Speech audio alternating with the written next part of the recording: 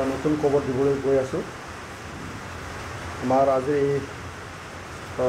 Press release যিটো কাৰ্যসূচী ইয়াত উপস্থিত আছে আমাৰ সন্মানীয় MLA লৰেন্স ইছলাৰী ডাঙৰীয়া, আমাৰ জেনেৰেল ছেক্ৰেটাৰী মতিব্ৰ মহাজৰী ডাঙৰীয়া, আৰু আমাৰ মাজত আছে MCLA মাধৱ চেত্ৰী ডাঙৰীয়া। এইবাসীয়ে সকলোৱে এতিয়ালৈকে আমি গম পাইছোঁ যে অহা 30 তাৰিখে আমাৰ বিটিআৰ অঞ্চলত 3খন আসনত বাই ইলেকশ্যন হ'বলৈ গৈ আছে।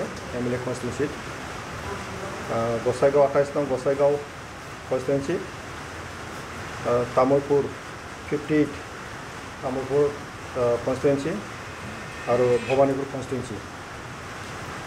আজি আমি দুটা সমষ্টিৰ কাৰণে আমাৰ UPPL দলৰ তৰফৰ পৰা দুজন কেণ্ডিডেটক আমি ঘোষণা কৰিব বিচাৰিছোঁ। গোসাইগাঁও সমষ্টিৰ কাৰণে আমাৰ দলে সিদ্ধান্ত লৈছোঁ।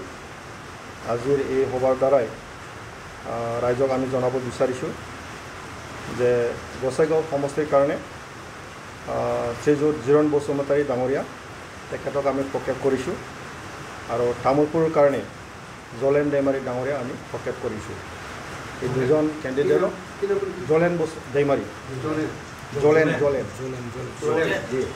দৈমাৰী তামোলপুৰ কাৰণে জলেন দৈমাৰী আৰু গোসাইগাঁৱৰ কাৰণে জিৰণ বসুমতাৰী আমি আমাৰ UPPL দলৰ তৰফৰ পৰা আজি আমি প্ৰক্ষেপ কৰিছোঁ, আৰু তেওঁলোকক জিকাই লৈ যোৱাৰ কাৰণে আমাৰ দলে কাম কৰিব।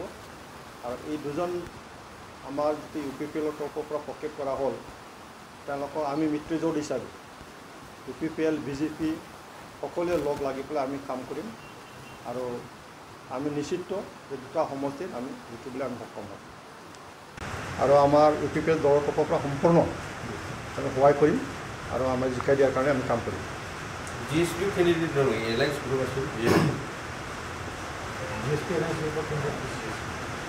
সদ্যহতে আমাৰ BTCত UPPL BJP আৰু GSP একেলগে আমি চৰকাৰত আছোঁ, আৰু আমি থিৰাং কৰিছোঁ BTCৰ কাৰণে আমাৰ যিটো মিত্ৰ দল সকলোৱে একেলগে কাম কৰিম, আৰু ভৱানীপুৰ কাৰণে আমি UPPL দলৰ তৰফৰ পৰা সম্পূৰ্ণভাৱে BJP সহায় কৰি পেলাই আমি কাম কৰিম।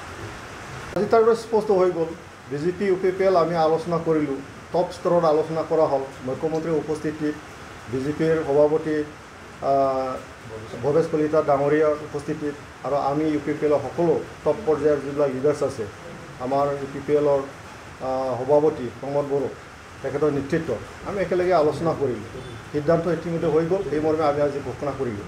তো ইয়াত কোনোবা BJPৰ লগত কথা পাতিছে বা BPFে কিবা এটা কথা পাতিছে, সেই কথাটো আজিৰ তাৰিখৰ কোনো যুক্তি নাই, সেইটো অমূলক।